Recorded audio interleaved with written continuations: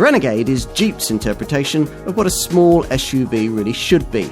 It's certainly very different from its segment rivals, and now more competitive with them too, thanks to this mid-term upgrade. As before, quirky looks and characterful detailing hide conventional Fiat underpinnings, but four-wheel drive is an option further up the range, where there's off-road prowess surpassing anything else in the segment. It won't appeal to everyone, but if you like it, you'll probably love it.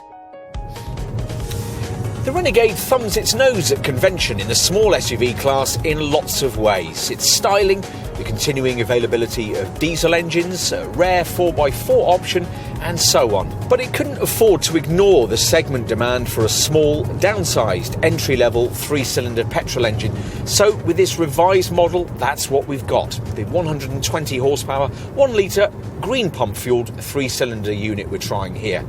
It's decently efficient, managing 46.3 miles per gallon on the combined cycle and 138 grams per kilometre of CO2. But unless you'll be mostly using your Renegade over short-run commuting trips, you might feel that this unit's modest 190 Newton-metre torque figure struggles a little with the 1,320 kilo curb weight. If that's the case, there are plenty of other options. In the front-driven section of the range, there's another fresh petrol engine, a 150 horsepower 1.3 litre power plant, offered only mated to 6-speed DDCT dual-clutch auto transmission. Or you can continue to choose the brand's 1.6 litre 120 horsepower Multijet 2 diesel unit, available with either a manual or an auto gearbox. Beyond that lie the four-wheel drive variants, all of which feature the 2-litre Multijet 2 diesel power. Mainstream Renegade 4x4 variants use the 2-litre diesel in 140 horsepower form and offer the choice of a 6-speed manual or 9-speed auto transmission. They feature the brand's capable Jeep Active Drive system, which is paired to a select terrain setup, which allows you to tailor drive characteristics based on the terrain you're driving across. There's also the top option of a flagship Trailhawk derivative, which offers a 170 horsepower version of the 2-litre diesel mated to auto transmission and a low-range gearbox for really gnarly terrain. On the road, this Jeep inevitably isn't quite as responsive as more tarmac-orientated rival small Duke genre crossover models would be, but the firm ride and measured handling responses in some way constitute part of its charm. Arguably, it's all part of the authenticity that should be part of the whole Renegade experience. Whatever you think of the stylised compact crossover segment, it certainly brought us some interesting pieces of design.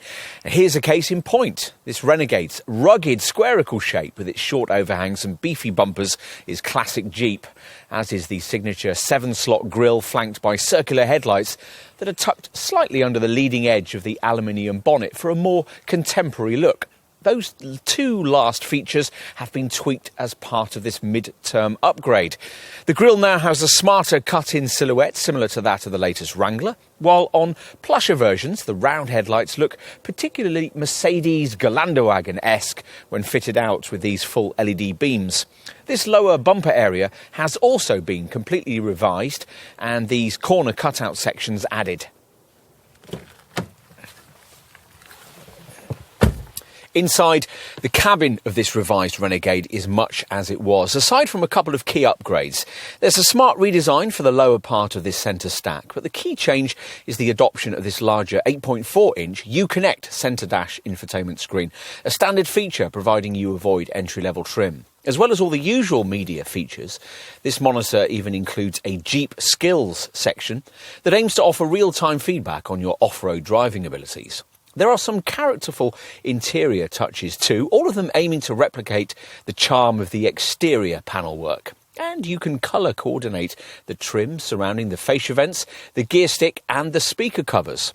Top models like this one also get a 7-inch TFT colour screen between the instrument dials. Take a seat in the back and the first thing you notice is the vast headroom enabled by the boxy shape. There's certainly decent space for two, but 3 adults would need to be on personable terms over a longer trip, particularly given that legroom is as restricted as it usually is in this class of SUV.